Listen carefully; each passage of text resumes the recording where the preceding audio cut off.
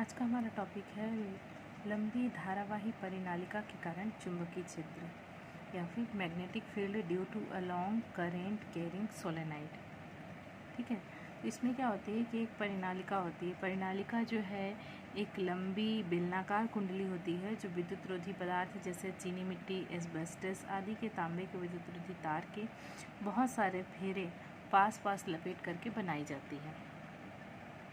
एक आदर्श परिनालिका की त्रिज्या उसकी लंबाई की तुलना में हमेशा नगण्य ही होती है। ठीक है, और एक सिंपल सी ये परिनालिका का एग्जाम्पल आप अपने घर पे जो हीटर है उसकी जो कॉइल है ना, इसी प्रकार से रोटेट रहती है, उससे समझ सकते हैं। ठीक है, तो इस प्रकार हमें क्या करना है कि परिनालिका के अंदर हमको चुंबकीय क्षेत्र निकालना है। परिनालिका के अंदर चुंबकीय क्षेत्र ये मतलब एक पतले से तार को अगर इस तरह से लपेट करके बनाए तो उसे कुंडली या परिनालिका भी कह सकते हैं। हीटर की कॉइल की बात है ना।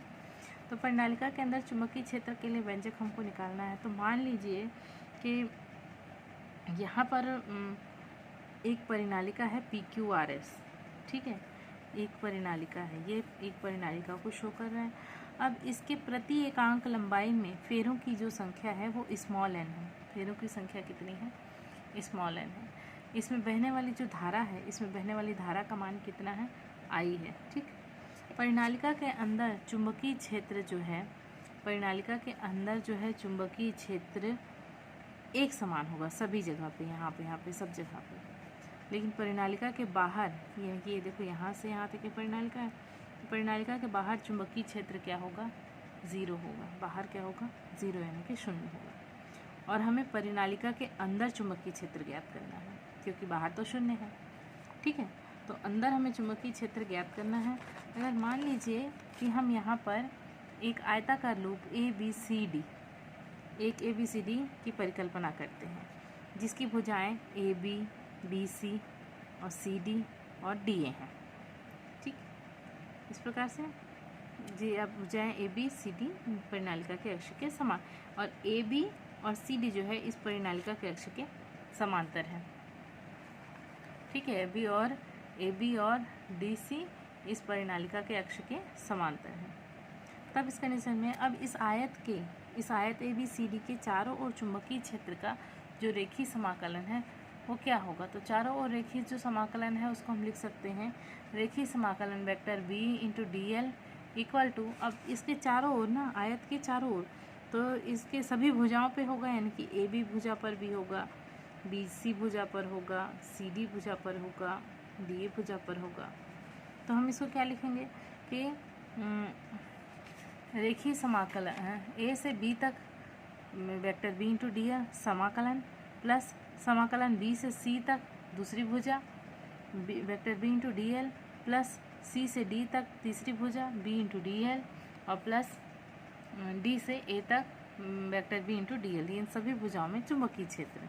ठीक है, तो सभी भुजाओं का चुंबकीय क्षेत्र इक्वल टू टोटल उस ABCD भुजा का चुंबकीय क्षेत्रफल। उसके बाद ये जो हमको मिला है ABCD के चारों ओर जो चुंबकीय क्षेत्र का हमने रेखीय समाकलन निकाला है वेक्टर B इंटू DL और ये चारों भुजाओं का, इसको हम ले लेते हैं इक्वेशन नंबर 1। अब हम लिख सकते हैं कि रेखीय समाकलन हम पहले एक भुजा के लिए देख रहे हैं ना, A to B vector B into DL। तब हम क्या लिख सकते हैं इसको? समाकलन B इंटू DL cos 0। तो क्योंकि cos 0 जो है 1 होता है और cos 0 इसलिए क्योंकि AB के अनुदिश वेक्टर B इंटू DL जो है एक दूसरे के समांतर हैं। ठीक है, जो भुजाएं हैं वो चुंबकीय क्षेत्र और उसके एलवांस के समांतर हैं। तो इस प्रकार से हम इसे लिख सकते हैं B into DL cos 0। cos 0 का वैल्यू जो होता है वो कितना होता है? 1 होता है। तो हम cos 0 के वैल्यू के जहाँ 1 पुट करेंगे तो हमको क्या मिल गया? B into DL into 1।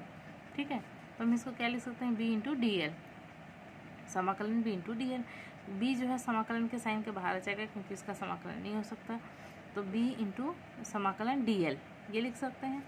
क्योंकि जो DL है वो क्या है? DL जो है वो क्या है? एक अल्पांश या एक भुजा की लंबाई है। ठीक है, तो इस एक भुजा की लंबाई को मान लो क्या मान रहे हैं हम लोग? x मान रहे हैं। तो हम इसको लिख सकते हैं x, इसके जगह हम लिख सकते हैं x। ठीक है, उसके बाद जैसे हमने AB भुजा के लिए निकाला ना, समाकलन, रेखीय समाकलन A B vector B into D L, उसी प्रकार से हम दूसरी भुजा के लिए भी निकाल लेंगे।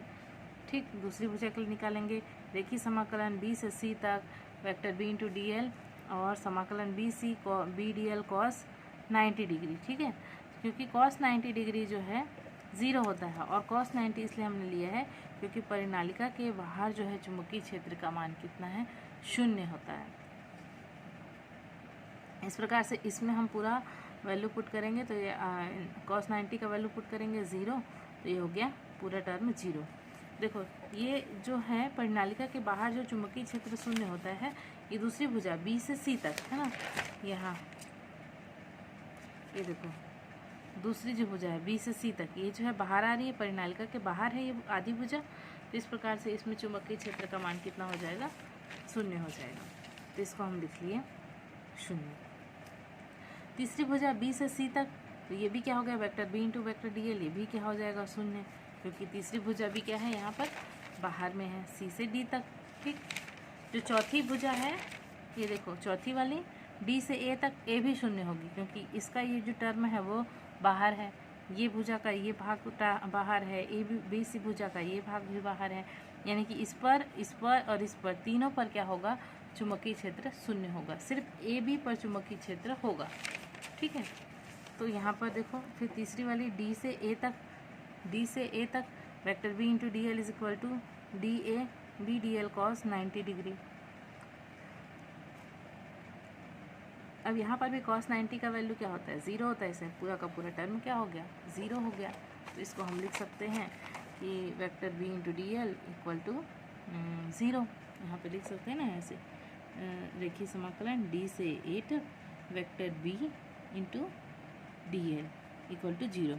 ठीक, यानी कि पहली भुजा ए से बी तक के हमने निकाला है बी इंटू एक्स, और दूसरी का हमने 0 निकाला, तीसरी का हमने 0 निकाला और चौथे का भी हमें वैल्यू मिला है 0। तो इन सभी का जो वैल्यू है इस इक्वेशन नंबर 1 में पुट करने पर, इसे 4 भुजाएं हैं है ना, तो इसी में पुट करेंगे इस तीनों का value.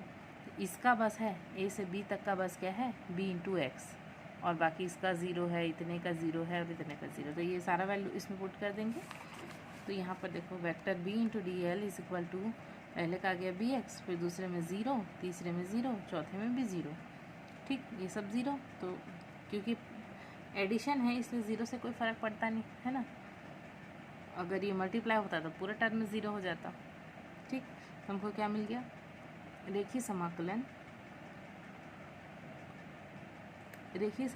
Vector B into vector D L is equal to B into X, ये बन गया इक्वेशन नंबर 2। यही क्या है आपका